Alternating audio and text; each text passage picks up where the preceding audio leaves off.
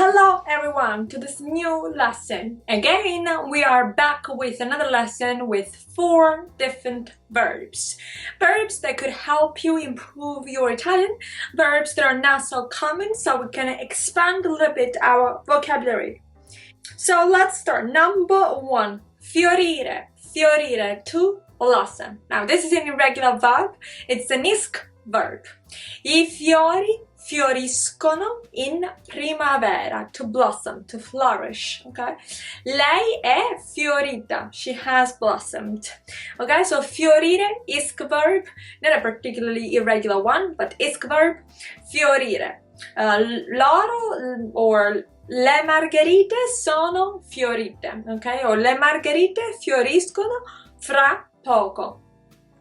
Number 2. Crescere. That's kind of used. Crescere. To raise, but also to grow up. Okay? Crescere. Io cresco, tu cresci, lui cresce, noi cresciamo, voi crescete, loro crescono.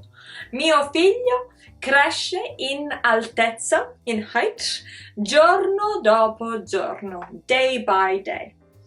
Number 3. Conquer. Conquer is conquistare, ok? I romani hanno conquistato gran parte,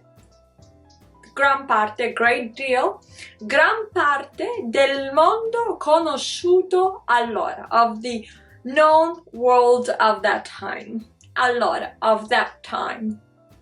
Conquistare.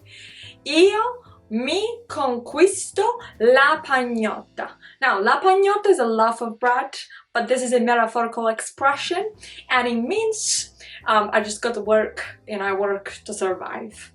Io mi conquisto la pagnotta.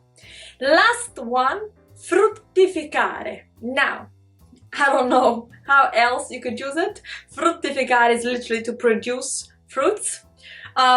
But you could say like, l'albero del giardino sta fruttificando. Sta fruttificando.